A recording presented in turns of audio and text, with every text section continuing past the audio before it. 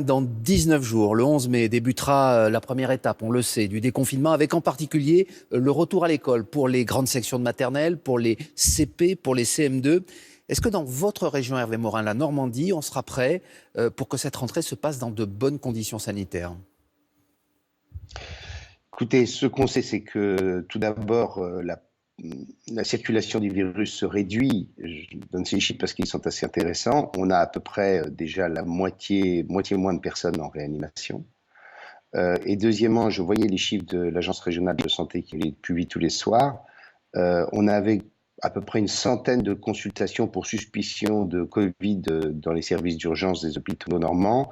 Je voyais hier soir qu'on était tombé autour de 30. Donc, très clairement, on est aujourd'hui sur une bonne pente.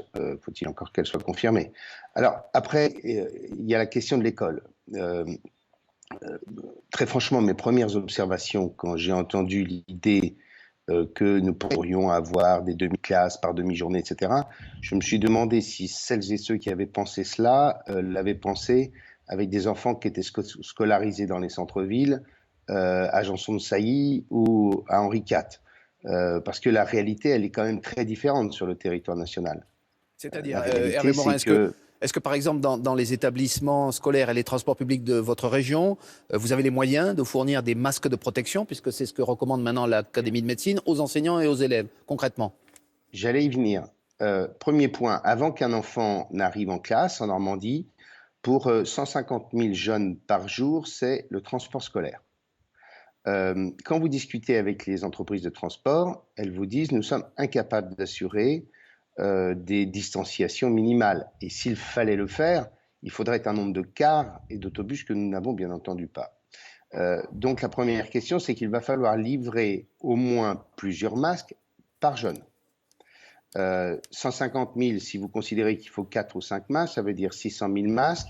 À raison de 3 ou 4 euros le masque, ça veut dire que rien que sur les masques, il y a déjà 2,5 millions d'euros de dépenses. Et là, je parle d'une région et d'une seule région qui est la Normandie. Le second point, c'est qu'il faut mettre en place aussi toutes les garderies périscolaires.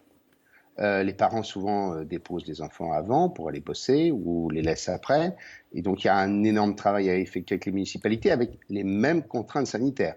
Donc, la première chose qu'il va nous falloir, c'est d'abord que nous ayons un protocole sanitaire donné par l'État que nous n'avons pas. Après, il y a bien sûr la protection des adultes. Ce que vous évoquiez, dans les adultes, il y a les enseignants. Est-ce que l'Éducation nationale a acheté les masques? Et nous, collectivités locales gérant ces établissements, écoles communes, collèges, départements et régions lycées, est-ce que nous allons être en capacité de pouvoir fournir des masques à ces dizaines de milliers de personnes? Hervé Morin, on entend que vous posez beaucoup de questions et que visiblement vous n'avez pas de réponse de l'État, c'est ce que vous dites aujourd'hui. Est-ce que vous pensez que le 11 mai, c'est la question que je vous posais au départ, on sera prêt? C'est ça la question? Ou alors est-ce qu'il faut changer cette date selon vous? Je termine pour que vos auditeurs aient bien en tête les problématiques. Après, il y a la problématique de la restauration scolaire. Oui. On nous explique qu'il ne faut pas réouvrir les restaurants, les bars, mais on va rouvrir les restaurants scolaires. Bon. Et des restaurants scolaires qui sont souvent, qui ne sont pas nécessairement espacés au point de pouvoir multiplier à l'infini les espaces entre les élèves. Bien. Donc, très clairement, la question selon laquelle on ouvrirait par tranche, si je puis dire, si j'ai bien compris, les écoles primaires, puis après les collèges lycées, pour moi, ça ne me semble pas forcément la bonne idée. C'est quoi la bonne idée alors? C'est quoi la bonne idée, Hervé Morin? La bonne idée, c'est toujours la même chose. C'est que ça ne doit pas être un plan uniforme, mais un plan adapté en fonction des territoires. Je discutais avec un maire hier qui me disait, moi, j'ai suffisamment d'espace dans ma ville, j'ai suffisamment de locaux pour quasiment rescolariser tous mes enfants d'école primaire. Moi, président de région, j'ai des lycées où j'ai 200 ou 300 élèves, j'ai des lycées où j'ai 1500 élèves. J'ai des lycées qui sont des lycées professionnels, où parfois la proximité entre l'enseignant et l'élève est considérable. Donc vous dites une rentrée au cas par cas. Une rentrée au cas par cas. Donc il y a un dialogue très fin, très fin, très fin. Vous êtes favorable à un déconfinement différencié, vous l'avez expliqué, selon les régions. précisément peut-être parce que votre région, la Normandie, est moins touchée que d'autres par l'épidémie. Si on se réfère à ce que disent par exemple les scientifiques sur l'immunité collective, c'est précisément les endroits où le virus a le moins circulé qui pourraient être les plus vulnérables. Est-ce que vous souhaitez néanmoins, parce que vous l'avez dit, réouvrir très vite chez vous les hôtels, les restaurants, les cafés, parce que l'économie doit primer sur la santé aujourd'hui, vous pensez ? Non, j'ai Wittenberg, je n'ai absolument pas dit cela. J'ai dit qu'il fallait des règles nationales et un plan national, et qu'à partir de ce plan et de ces règles nationales, adapter région par région. Si dans des départements où vous avez une circulation du virus extrêmement limitée, vous attendez l'immunité collective, pardon de prendre cette formule, mais nous serons morts guéris, en quelque sorte. Peut-être que nous n'aurons pas rencontré le virus, mais en même temps, il n'y aura plus d'activité économique ou presque. Pourquoi voudriez-vous faire subir à des départements où il y a aujourd'hui que quelques dizaines de personnes hospitalisées pour Covid, des fermetures pendant des mois et des mois, dès lors que, dans le même temps, on applique des règles sanitaires d'espacement des tables, de personnes au mètre carré. Je dis la même chose sur un certain nombre d'activités culturelles.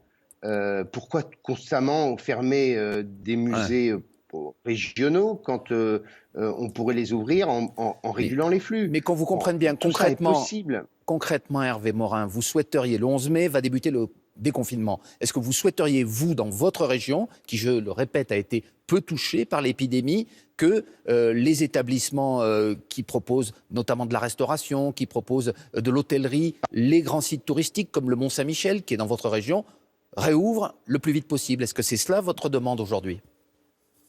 Je suis déjà d'abord heureux que vous précisiez bien que le Mont-Saint-Michel est en Normandie et non pas en Bretagne.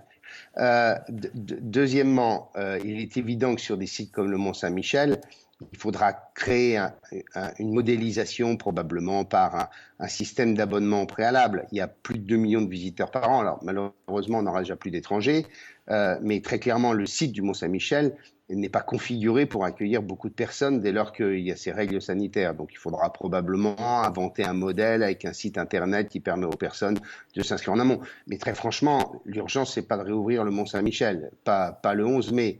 Il faut du temps. Je pense qu'il faut un système dans lequel on revient progressivement à la normale.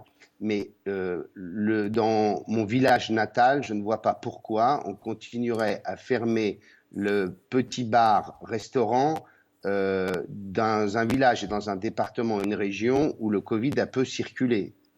Et j'ajoute, Monsieur Wittenberg, qu'il faut tout de même qu'on intègre une chose, c'est que le virus, nous allons vivre avec. Puisque nous sommes en effet nous sommes très éloignés de l'immunité collective, ça veut dire qu'un jour ou l'autre, beaucoup d'entre nous, malheureusement, allons rencontrer ce virus. Et je crois qu'il faut aussi regarder les choses en face. Alors, autre question très concrète, vous êtes le président d'une région qui compte aussi beaucoup de plages. Est-ce qu'elles sont aujourd'hui sur tout le littoral français fermées? Est-ce que vous souhaitez, là encore, qu'on n'attende pas l'été, par exemple, pour rouvrir ces plages, au moins aux promeneurs, à partir du 11 mai? Non, ça, à partir du 11 mai, c'est même pas envisageable. D'ailleurs, ça a été une des premières mesures prises par les maires, souvent, de fermer les plages, parce que naturellement, les gens allaient se déconfiner, s'aérer sur les plages. Très clairement, les plages, c'est probablement la chose la plus compliquée qui soit, parce que parfois, on a des linéaires de côtes qui sont considérables, avec des communes qui sont absolument dans l'incapacité de mener des régulations. J'en profite pour dire qu'il y a des sujets, si on dit, ben voilà, il ne faut pas qu'il y ait plus de tant de personnes sur votre plage au mètre carré, il va falloir intégrer les marées. Et donc qu'est-ce qu'on fait alors concrètement? Eh bien, pour l'instant, il faut les laisser fermer, ça ne fait absolument aucun doute. Et ensuite, les réouvrir que lorsqu'on a suffisamment stabilisé le système. En tout, dans cette affaire, la question reste toujours la même que celle d'avant le confinement. C'est d'éviter la thrombose des systèmes de santé. Faire en sorte que si vous ou si moi nous sommes atteints, nous puissions être soignés avec les meilleures chances de guérison. Ça reste la même équation puisque pour l'instant, on n'a pas de traitement et on n'a pas de vaccin. Est-ce qu'il faut interdire ou limiter les déplacements d'une région à l'autre, comme l'envisage le gouvernement, qu'il soit demandé par exemple aux Franciliens de ne pas se rendre en Normandie et réciproquement, ou bien alors pour des questions de travail uniquement ou des questions urgente, impérieuse, comme avec des laissez-passer, comme cela se passe actuellement pour les dérogations. Si nous acceptons l'idée d'un traitement régionalisé, c'est-à-dire en clair, considérer que la pandémie n'ayant pas été la même, on peut réouvrir plus facilement dans un certain nombre d'endroits que dans d'autres, il faut aussi accepter des règles qui évitent des brassages considérables de population. C'est un débat que nous aurons, j'allais dire, probablement dès cet après-midi, puisqu'on voit le Premier ministre. Moi, pour ma part, je trouverais assez raisonnable, et je suis une région qui accueille en effet beaucoup de Parisiens le week-end, donc je rappelle qu'une partie de ces Parisiens sont des gens qui ont des résidences secondaires, ou qui sont des Normands qui sont partis bosser à Paris, donc qui ont leurs racines en Normandie. Et deuxièmement, il y a beaucoup de Normands qui vont bosser à Paris. Mais qu'est-ce que vous préconisez alors? Que chacun reste dans sa région ou qu'on puisse circuler? Quelle est votre Non, ce que je dis, c'est quelle est votre position? Moi, je ne suis pas opposé du tout à l'idée d'avoir un système dans lequel on contrôle par un effet un système de laisser-passer comme on l'a aujourd'hui, les déplacements, que dans un premier temps, on les limite, pour que je dise les choses clairement, qu'on les limite non pas aux déplacements qui sont des déplacements de confort, mais aux déplacements professionnels. Ça me semblerait raisonnable, en effet. Dernière question, vous êtes aujourd'hui président de région, mais vous avez été aussi ministre, parlementaire. Si vous deviez voter la semaine prochaine à l'Assemblée nationale la mise en place du traçage numérique, qu'est-ce que vous feriez? Vous êtes favorable à cette mesure? Écoutez, je regarderai ça avec beaucoup de circonspection. J'ai toujours été très attentif aux libertés. J'ai le souvenir m'être opposé, quand j'étais ministre de la Défense, à un fichier que voulait créer le ministère de l'Intérieur et Claude Guéant à l'époque. Donc je demanderai très clairement les conditions dans lesquelles ça s'effectue, et si je trouvais que nos libertés risquaient d'être atteintes profondément, je m'y opposerai.